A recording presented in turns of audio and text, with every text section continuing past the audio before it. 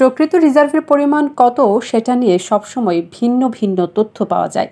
এই তথ্যটি নিয়ে বাংলাদেশ ব্যাংক প্রায়ই লুকোচুরি করে খেলা করে। তবে এবার প্রকৃত রিজার্ভ সম্পর্কে জানালো বাংলাদেশ ব্যাংক। দেশের ব্যয়যোগ্য বৈদেশিক মুদ্রার মজুত বা রিজার্ভ সম্পর্কে তথ্য দিয়েছে বাংলাদেশ ব্যাংক। নিট বা প্রকৃত রিজার্ভের হিসাব প্রকাশ না করলেও আন্তর্জাতিক মুদ্রা তহবিল IMF-কে সেটি দেওয়া হতো, আর সেই তথ্য থেকেই জানা গেল রিজার্ভের পরিমাণ। বর্তমানে ব্যয়যোগ্য রিজার্ভ রয়েছে $16 বিলিয়ন, যা দিয়ে দেশের 3 মাসের আমদানি ব্যয় মেটানো যাবে। এশিয়ান ক্লিয়ারিং ইউনিয়ন বা ACUর মাধ্যমে সদস্য দেশগুলো তাদের আঞ্চলিক লেনদেনের জন্য আমদানি পেমেন্ট নিষ্পত্তি করে। বাংলাদেশ, ভুটান, ভারত, ইরান, মালদ্বীপ, মিয়ানমার, নেপাল, পাকিস্তান ও শ্রীলঙ্কা হচ্ছে ACUর সদস্য। ACUর সদর দফতর হচ্ছে ইরানের রাজধানী তেহরানে। ACUর মাধ্যমে সদস্য দেশগুলোর কেন্দ্রীয় ব্যাংকগুলোকে প্রতি 3 মাস অন্তর আমদানির অর্থ পরিশোধ করতে হয়।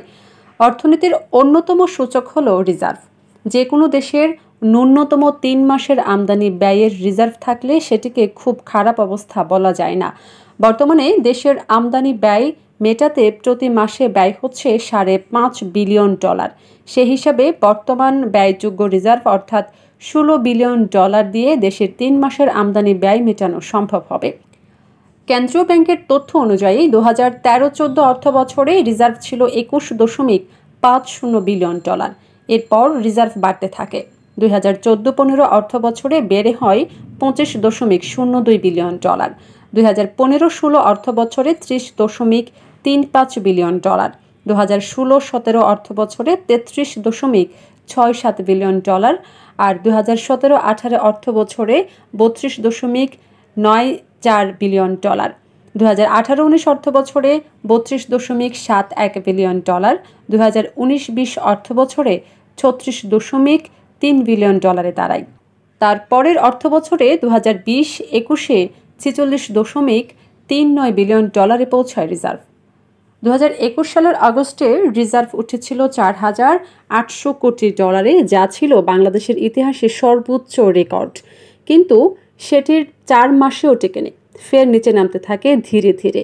2021-22 অর্থবছরে $41.82 বিলিয়ন এবং সর্বশেষ 2022-23 অর্থবছরে রিজার্ভ কমে $31 বিলিয়ন নেমে আসে। সদ্য বিদায়ী 2023-24 অর্থবছর শেষে রিজার্ভ কমে দাঁড়িয়েছে $2,682 কোটি বা $26.82 বিলিয়ন। দেশের প্রকৃত রিজার্ভ নিয়ে গণমাধ্যমে একাধিক প্রতিবেদন প্রকাশ করা হলেও নিশ্চুপ ছিল কেন্দ্রীয় ব্যাংক।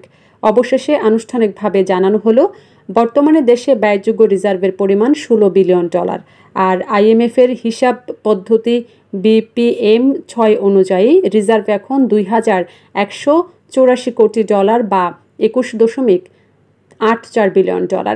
IMF-এর ঋণের পাশাপাশি আরও কয়েকটি দাতা সংস্থা ঋণ মেলে গত কয়েক দিনে। এর ফলে অতিরিক্ত $2 বিলিয়ন বেশি অর্থ আশায় ইতিবাচক ধারায় ফিরেছে রিজার্ভ।